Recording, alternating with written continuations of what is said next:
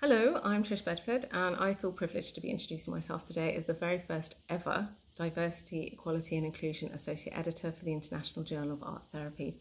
I'm an art psychotherapist, clinical supervisor, lecturer, activist, research consultant, artist, and most recently a published author, and I'm based in the UK and Qatar. So the catalyst for creating this role and many other changes in IJAT and BAT came following the murder of George Floyd in May 2020 and the Black Lives Matter movement, where we saw global protest and demand for change and against all oppression, discrimination and racism. And it was very strongly felt in the art therapy world and being voiced. So along with many other collectives, the Art Therapy Race and Culture Group ARC, which is for all art therapists regardless of colour, started meeting weekly, doing the hard work of holding space for some very authentic and really, really difficult reflections of pain, trauma, grief, insecurities, hopes, resilience, fears, and then we had a call to action. So myself and another group member co-presented suggestions of changes to training to the educators of art therapy in the UK.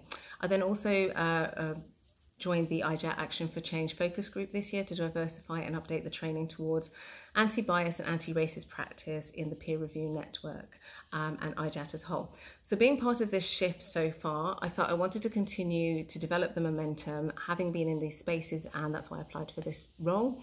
And also my experience in publishing opened up a whole different world, and I really want to share this with the intention of helping art therapists who maybe don't feel that they're writers, don't feel confident to express themselves or in their language, or simply don't understand the process or feel that they would be considered. So I hope that I will be working with many of you and also to help shape this role. And my reflections have been coming through the lens of intersectionality, especially on my identity as a multiracial woman of colour, which is very much othered.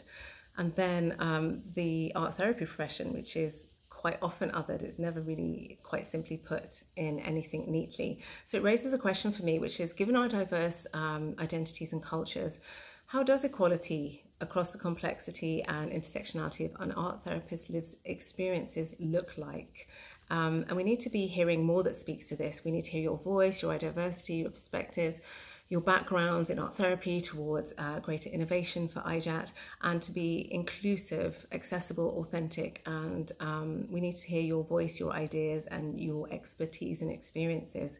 And that way we can hold a space for others to recognise and validate their own experiences too, and hopefully implement change.